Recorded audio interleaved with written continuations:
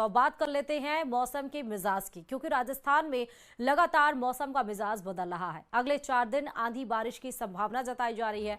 50 से 60 किलोमीटर प्रति घंटा की रफ्तार से हवा चलने की भी बात सामने आ रही है।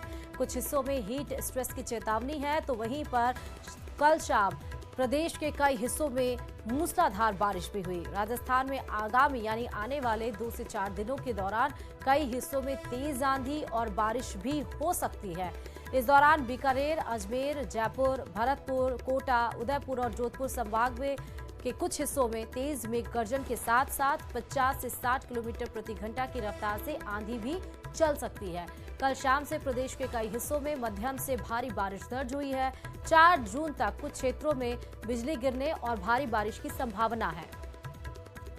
5 जून से बारिश की गतिविधि में कल शाम से मौसम खुशनुमा हो गया है। पश्चिमी विक्षोभ के असर की वजह से प्रदेश के कई हिस्सों में बारिश दर्ज की गई है। तेज हवाओं के साथ में अंधड़ दर्ज किए गए हैं। राजधानी जयपुर में ही कल शाम को सूर्यास्त से पहले तापमान गिरकर के 29 डिग्री से नीचे तक पहुंच गया था। फिलहाल अल सुबह आप देख सकते हैं कि खुशनुमा सुबह है, चारों तरफ बादल हैं, हवाओं में ठंडक है। 9 तपे का ये वक्त चल रहा है। जिस दौर में प्रदेश में सबसे ज्यादा गर्मी दर्ज की जाती है, उस दौर में मौसम के अंदर ठंडक है। ये अपने आप में मौसम में आए परिवर्तन की बात कहें या फिर ग्लोबल वार्मिंग की बात हो, लेकिन प्रदेश के अंदर जब प्रचंड गर्मी का दौर चलना था, तब एक तरह से मौसम में आई इस तरह की तब्दीली से कहीं ना कहीं असर मानसून के ऊपर भी पड़ने वाला है। फिलहाल जो मौसम विभाग की ओर से जानकारी साझा की गई है, मौसम बुलेटिन के मुताबिक 5 तारीख तक इसी तरह से रुक रुक करके मौसम में तब्दीलियां होती रहेंगी। कई जगह भारी बारिश भी दर्ज किए जाने की संभावना है और 5 तारीख के बाद से इस तरह की जो वेस्टर्न डिस्टर्बेंस की एक्टिविटीज हैं वो कम हो जाएंगी और तापमान फिर से गति पकड़ेगा। लेकिन प्रदेश के अंदर जो मानसून है उसको लेकर के अभी भी जो मौसम विभाग है फिलहाल अध्ययन की स्थिति में है कि जो बंगाल की खाड़ी से आने वाला मानसून है वो प्रदेश की सरहदों को कब तक टच करता है। कैमरा पर्सन अविनाश के साथ में अरबाज अहमद, न्यूज़ 18 के लिए जयपुर से। चलिए बात सीकर की भी करते हैं। सीकर में एक बार फिर मौसम का मिजाज बदल गया है। जिले के कई इलाकों में सुबह सुबह झमाझम बारिश हुई, जिससे नवलगढ़ सहित कई इलाकों में सड़कों पर पानी भर गया। एक दिन पहले बने विक्षोभ के बाद रात को भी कई जगह अंधड़ का दौर शुरू हुआ। आज सुबह ठंडी तेज हवाएं चली और इसके बाद बारिश का दौर शुरू हो गया। बारिश और बूंदाबांदी की वजह से लोगों को गर्मी से राहत मिली और अगले कुछ दिन तक तापमान में कमी रहेगी। पिछले कुछ दिनों से गर्मी से लोगों के हाल बेहाल थे, लेकिन अचानक बदलाव की वजह से अब राहत महसूस कर रहे हैं। मौसम विभाग ने अगले 3 दिन बारिश और आंधी का अलर्ट जारी किया है।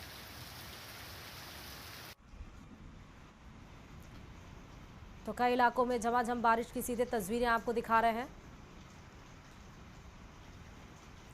तो वहीं सुजानगढ़ में सुबह 1 घंटे तक बारिश के कारण सड़कों, बाजारों में जल भराव की स्थिति हो गई है।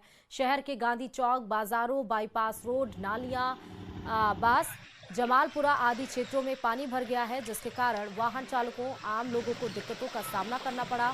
वहीं नालों की सफाई का कार्य भी नगर परिषद द्वारा करवाया जा रहा है और इसी दरमियान बारिश भी हो रही है, जिससे सड़कों पर जल भराव की स्थिति बनी हुई है।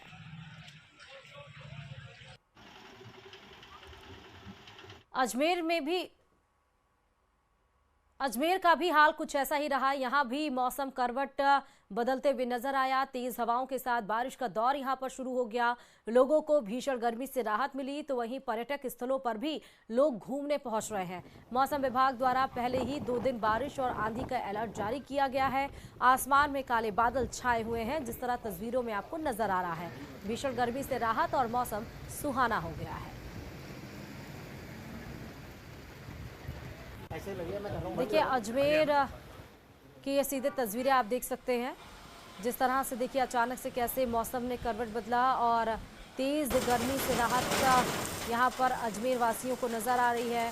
कहीं मेघ गर्जन हो रहे हैं तो काले बादल छाए हुए हैं। ठंडी हवाएं इस बीच में चलनी शुरू हो चुकी है। मौसम सुहाना हो गया है।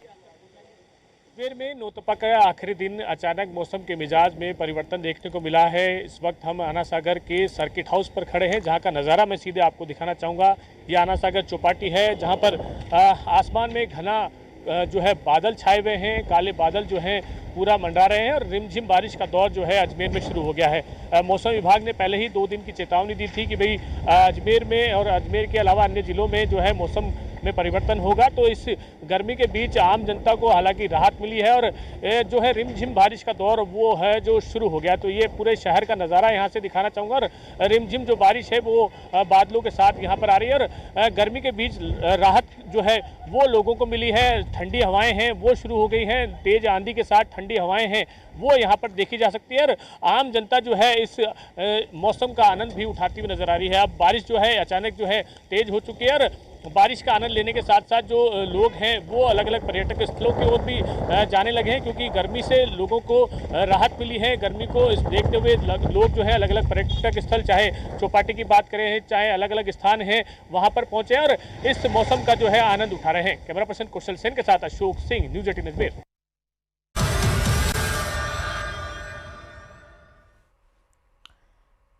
जब समाज की अंतिम पंक्ति में खड़ा व्यक्ति मुख्यधारा से जुड़ता है तभी सच्चा समावेश होता है।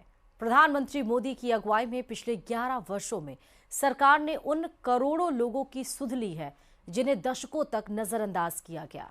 ये कहानी है उनके सशक्तिकरण की, श्रमिकों, दलितों, गरीबों, आदिवासियों और वंचितों की, जो अब देश की विकास यात्रा में भागीदार हैं।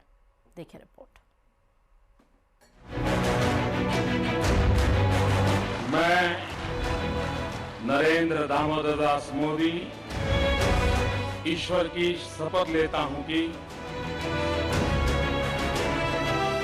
ये गरीब इंसान की जो पूंजी है ईमान, उस पूंजी के साथ मुद्रा अपनी पूंजी जोड़ना चाहता है ताकि वो सफलता की कुंजी बन जाए और उस दिशा में हम काम करना चाहते हैं। गरीबी क्या होती है वो मैं जी करके आया हूं। ये आपका बेटा समझता है कि गरीबी जात पात पंथ कुछ नहीं देखती।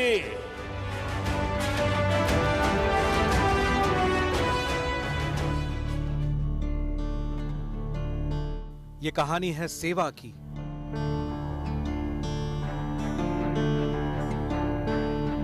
ये कहानी है समर्पण की,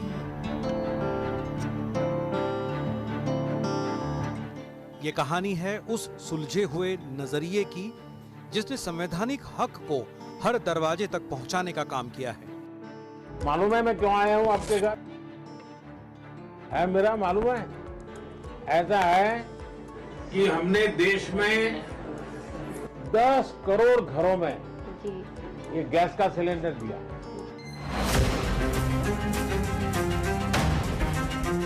ये कहानी है बीते 11 सालों में आए अभूतपूर्व बदलाव की।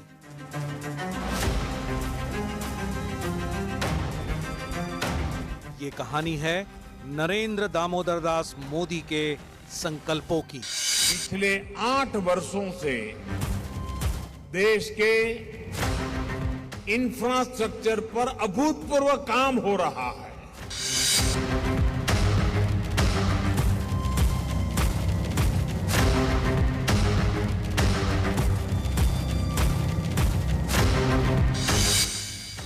चाहे वो डायरेक्ट बेनिफिट ट्रांसफर हो या गरीबों को बिजली, पानी, शौचालय जैसी मूलभूत सुविधाएं देने की योजनाएं, इन सभी ने जमीनी स्तर पर एक क्रांति ला दी है। इन योजनाओं ने देश के सबसे गरीब व्यक्ति के मन में भी सम्मान और सुरक्षा की भावना भर दी है। 11 साल पहले गरीब सिर्फ आंकड़ों में गिने जाते थे, लेकिन वक्त का पहिया इन 11 सालों में तेजी से घूमा। जनधन हो या उज्ज्वला, आयुष्मान हो या पीएम आवास योजना, गरीब अब सिर्फ लाभार्थी नहीं है बल्कि सम्मानित नागरिक बन चुके हैं। ये बदलाव सिर्फ योजनाओं का नहीं है बल्कि सोच का है, शासन की भावना को सेवा में बदलने के नजरिए का है। जिस देश का संविधान हर नागरिक को बराबरी का अधिकार देता है, उसी देश में लंबे वक्त तक एक बहुत बड़ी आबादी को दुश्वारियों में जिंदगी गुजारनी पड़ी है। इसलिए जरूरत थी समावेशी विकास की, जरूरत थी हर गरीब तक उसका हक पहुंचाने की, जरूरत थी हाशिए पर खड़े हर परिवार को जीवन की गारंटी देने की। बदलाव का ये दशक एक लंबे अंतराल के बाद आया है। देश की आजादी के बहुत सालों बाद।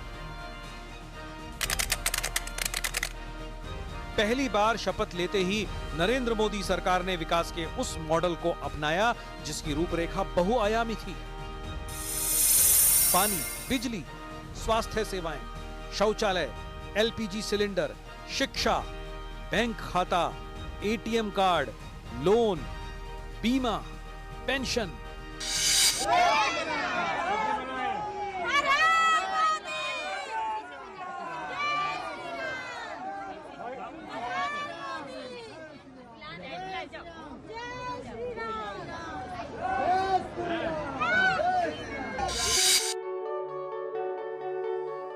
इन जैसी बुनियादी जरूरतों को चुनिंदा वर्ग तक सीमित नहीं रखा गया, बल्कि इन सुविधाओं को वहां तक पहुंचाया गया जहां कभी वादों की आवाज तक नहीं पहुंचती थी।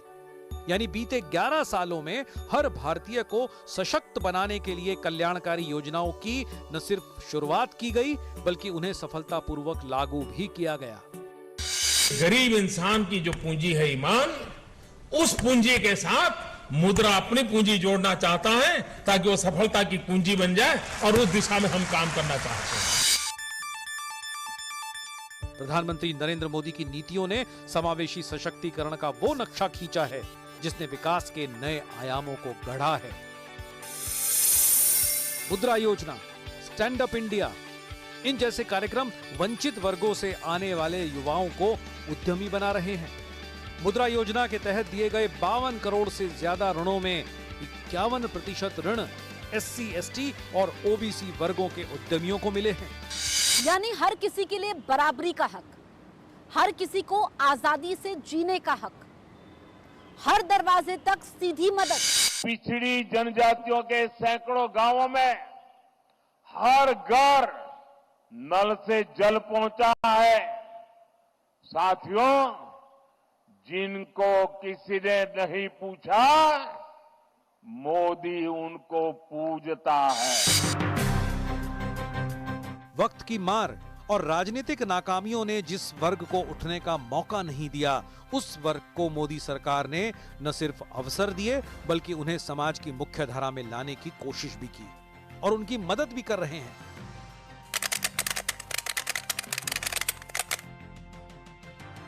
ये एक ऐसी ऐतिहासिक घड़ी थी जब जनजातीय गौरव दिवस मनाया गया। भगवान बिरसा मुंडा की 150वीं जन्म जयंती के उत्सव शुरू हो रहे हैं। ये कार्यक्रम अगले 1 साल तक चलेगा।